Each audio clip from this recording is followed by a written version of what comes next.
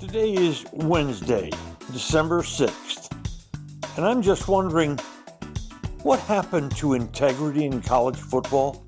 And now, a word from our title sponsor. Are all financial advisors fiduciaries? Fewer than you think. Not knowing could reduce your lifestyle. Hi, I'm Mitch Kramer, founder and CEO of Fluent Financial.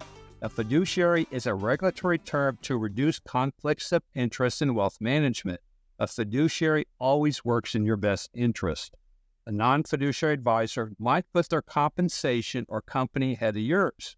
At Fluent Financial, we are certified financial planners acting as fiduciary advisors. To learn more, go to fluentfinancial.com or Fluent Financial's YouTube channel.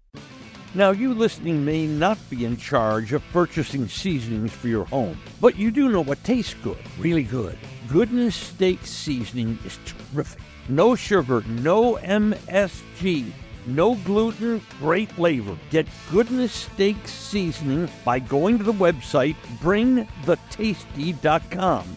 Oh, hail. No, I'm not cursing. That's the name of a terrific Dallas roofing company in business more than a decade. They handle residential or commercial properties. And those weird insurance forms that seem to be written in a foreign language? Oh, hail can simplify those for you also. So the next time something happens to your roof, just say, oh, hail. O-H-A-A-I-L.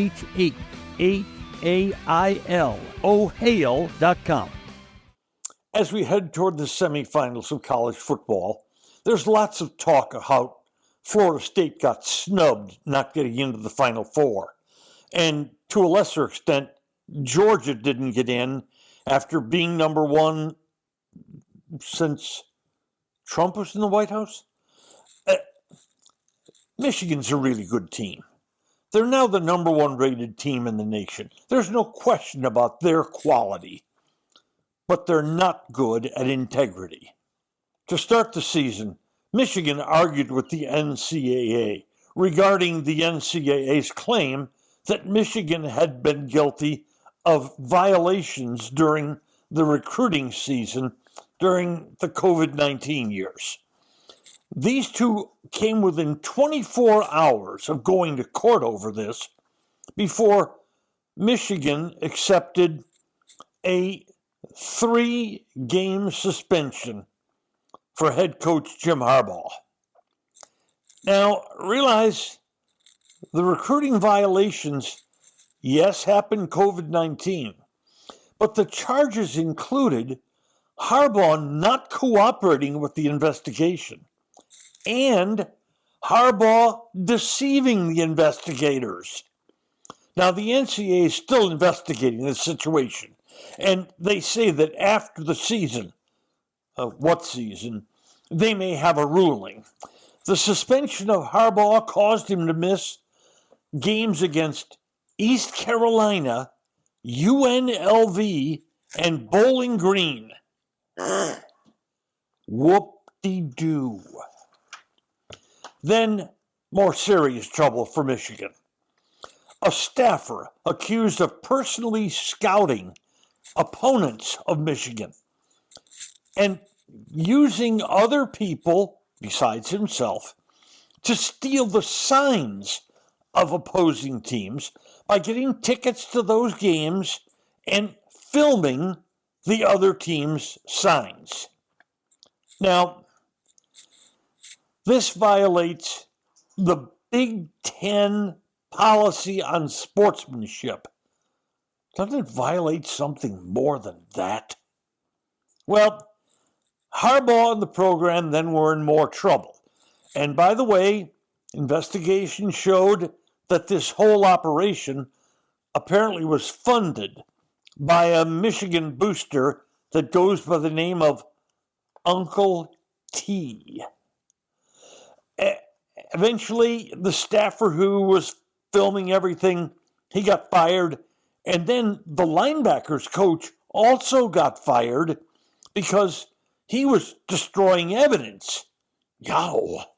But you have to be naive to think that this stolen evidence wasn't shared with the other coaches on the team, including the guy in charge of the program, Jim Harbaugh. Big Ten foes screamed bloody murder, and the Big Ten launched an investigation. And then presto, the investigation went away. Harbaugh agreed to accept a 3-game suspension. Herman, didn't he already have one of those this season? Striking similarity. But for Harbaugh accepting a 3-game suspension, the Big Ten dropped its investigation in return for Michigan and Harbaugh accepting that 3-game suspension. The Big Ten agreed to totally drop its investigation. What? And furthermore, Harbaugh was still allowed during those weeks to be at practice coaching his team and all football activities. Now, the NCAA says it's still investigating this. Well, good. Given the pace of NCAA investigations, then they ought to have some findings by about 2027.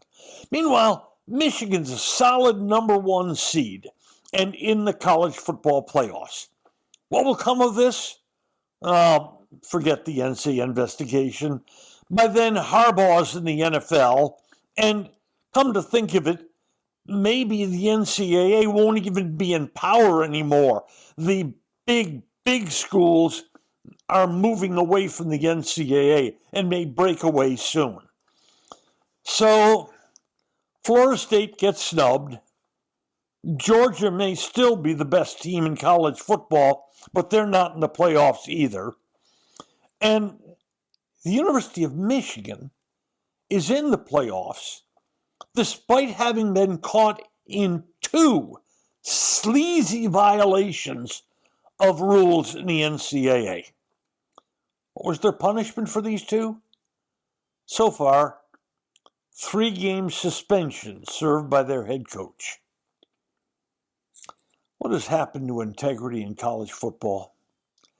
What has happened to holding programs and coaches accountable for dirty deeds? And who is the University of Michigan? Or is it the University of Harbaugh?